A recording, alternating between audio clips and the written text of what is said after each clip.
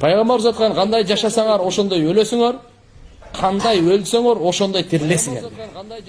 Кыямат күнү адамдардын бардыгы жылаңай путу жылаңай, денесинде кийим жок жылаңач, сүннөткө отургузулбаган болуп тирилет. Кандай биринчи бу дүйнөгө келгениңерде кудум ошондой болуп тирилесиңер. Анан эң биринчи кийимди Ибрахим пайгамбарга кийгизет. Анан башкалар кийет. Эң биринчи кийимди Ибрахим пайгамбарга. Анан башкалар. Эмне үчүн биздин пайгамбарыбыз абзел эле го? Биринчи кийимди Ибрахим пайгамбар кийет.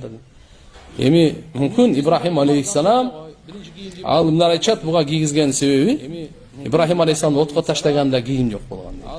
Сиз кийим кийгизилген эмес, ошого сый урмат катары Аллах таалам биринчи кийимди Ибрахим пайгамбарга кийгизет. Ну кандай болсо да анан кийин бардыгына эле иншаллах алхамдулилlah кийим кийгизет. Бир хадис айтат пайгамбар мындай дейт.